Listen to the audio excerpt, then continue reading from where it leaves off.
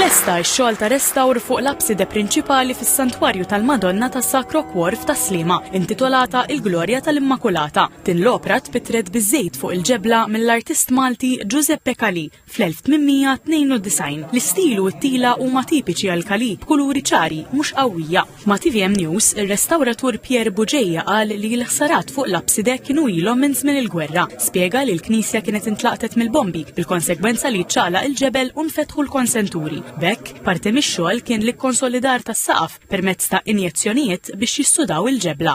Il-pittura kienet skura ħafna ekku fit-tindif.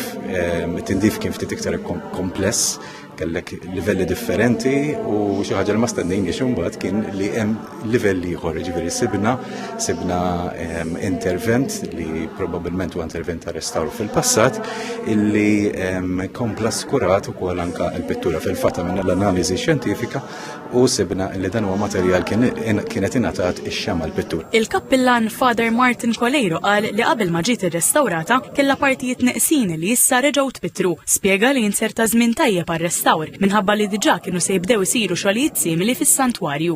F'dan iż-żmien qegħdin nirrestawraw is-santwarju, ġifieri fi żmien sena sbaħna kull maw qegħdin nduruh tifhem. Ġiet l-opportunità li għedna issa għall-mument illi din l-abside tiġi irrestawrat. Ernest Taġus, rappreżentant tal-Bank of Valletta li ffinanzja r-restawr, spjega li qis proġetti bħal dawn bħala dmiru obbligu biex il-bank jagħti lura xi ħaġa sabiħa lill-komunità. Aħna mhux sempliċement qegħdin hawnhekk biex nagħmlu l-profitti mill-komunità, imma mill-profitti li jagħmel il-bank irridu rroddu lura lill-komunità.